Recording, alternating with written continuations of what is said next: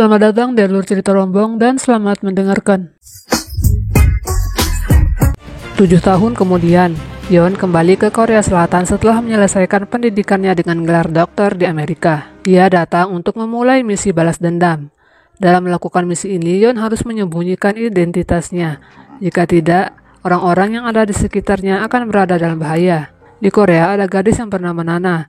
Gadis ini sedang berjuang demi menyembuhkan ayahnya yang sudah koma selama 10 tahun. Yeon dan Nana pertama kali bertemu saat Nana menjadi supir bayaran, menggantikan temannya. Kemudian mereka bertemu lagi di rumah sakit saat Yeon mengantar HP Nana yang tertinggal di mobilnya.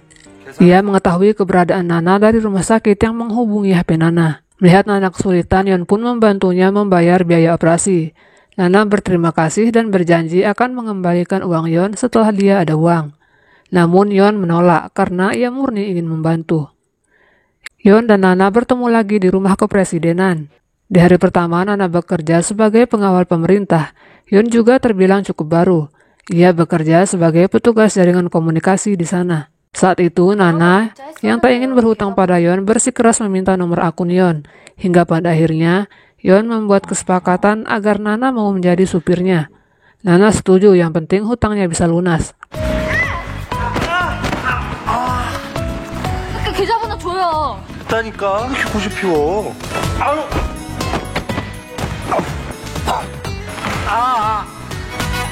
빨리 돈 갚게 계좌번호 줘요. 이게 주면 될 거 아니야. 대리나 뛰라고. 심부름도 25,000원씩. Tugas Nana sebagai pengawal adalah menjaga anak perempuan Bapak Presiden. Anak presiden tersebut berhasil membuat Nana kerepotan. Saat bermain ke klub malam, anak tersebut kabur dari pandangannya sehingga Nana dan temannya kelelahan mencari. Sedangkan Yeon memulai aksi balas dendamnya. Lee Kyun-wan adalah target pertama. Yeon tak melakukan pembunuhan, melainkan memasang alat peretas pada ponsel target pertamanya. 김정식 이사장이 불응하셔서 이렇게 직접 뵙고 여쭐 게 있어서 왔습니다. 주지도 모르는 무식한 것들이 난리치는가?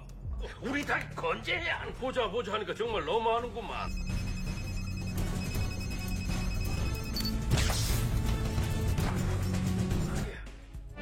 Di hari berikutnya, saat Nana dan Yeon mengunjungi dinas sosial, pengunjung dan karyawan berhamburan keluar. Diduga telah terjadi kebakaran di ruang kerja yang mengakibatkan timbulnya asap tebal. Tak ada yang tahu jika itu adalah perbuatan Yeon. Yeon sengaja menciptakan kepanikan agar bisa masuk dan mengambil beberapa data terkait anak yang mendapatkan perilaku tak adil dari dinas sosial.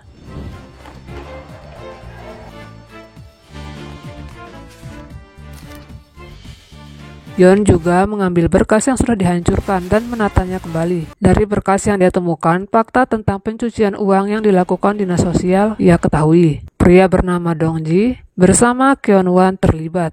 Yeon mendengar semua percakapan keduanya melalui telepon.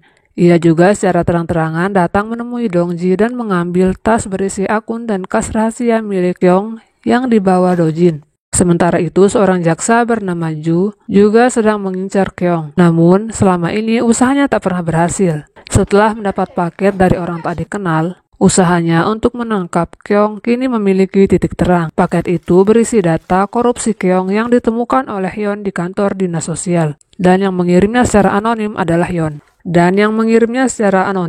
Yeon. Jaksa Ju dan tim langsung bergerak. Mereka datang ke gedung kejaksaan tempat Kyung mengadakan persidangan. Yeon juga hadir di sana. Keduanya hanya datang untuk menyaksikan acara. Mereka tidak melakukan pergerakan sama sekali. Seluruh peserta yang hadir dipersilahkan untuk melakukan voting. Tekan hijau berarti menyetujui penangkapannya. Tekan merah berarti menolak penangkapannya. Hasil dari pemungutan suara tersebut diputuskan jika penangkapan Kyung ditolak. Kehilangan kas dan akun rahasia membuat Kyung waspada. Ia mulai meminta pengawalnya untuk mencari tahu tentang pelaku pencurian. Kyung pun akhirnya membuat suatu acara untuk memancing pencuri akun kasnya datang. Yeon yang tahu dirinya sedang dicari pun datang. Ia meminta Pei, koki rumahnya, untuk membantu melakukan pengawasan dari gedung, karena ia akan memulai serangan terhadap Kyung. 내 발로 들어갈 테니. 좋다. 약속 안 지키고 니는 만나지 않으면 애들 안전 장담 못해. Yeon dibawa masuk oleh Kyung dan pengawalnya.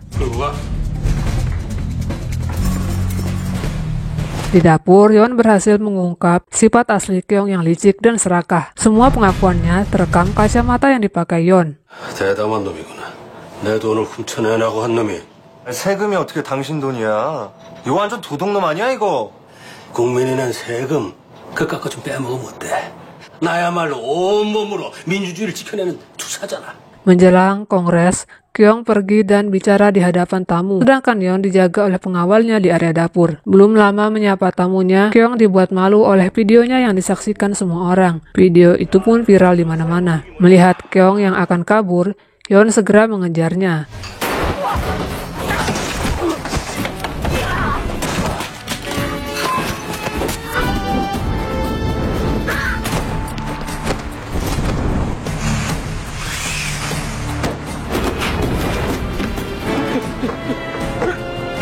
Dan setelah mendapatkannya, Yeon menembak dengan bius, lalu mengirimnya menggunakan kardus ke kantor polisi.